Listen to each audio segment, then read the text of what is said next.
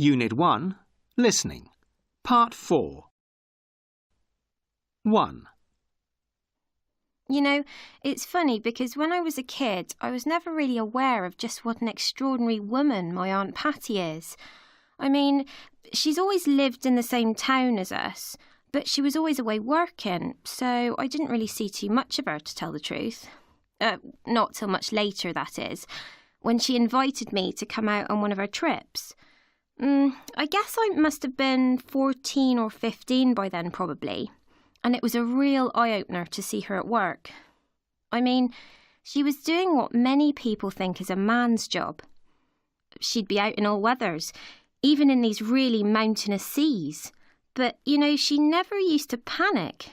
She just got on with the job, whatever the danger. She seemed to know just what to do, even when things got really rough. She was just totally in her element, and she impressed me no end. 2. For my dad, nothing was too much trouble, especially when people showed a bit of interest in what he was up to.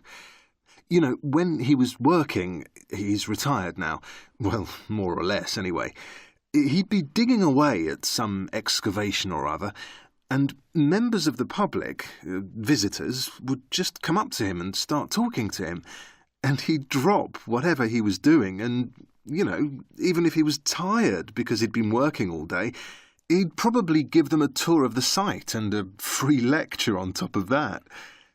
Personally, I wouldn't have that sort of patience. I'm more like my mum in that way. 3. Yeah, my brother's a real perfectionist too. You know, he's been getting this new show ready recently, and he's been going to incredible lengths to get this new trick right. Yeah, right, yeah. Like, he's been practising and practising in front of this video camera he's got for weeks, it seems. Oh, it's been driving the rest of us mad. Yeah. You see, he plays it back afterwards, the camera I mean, to check you can't see how it's done from any angle.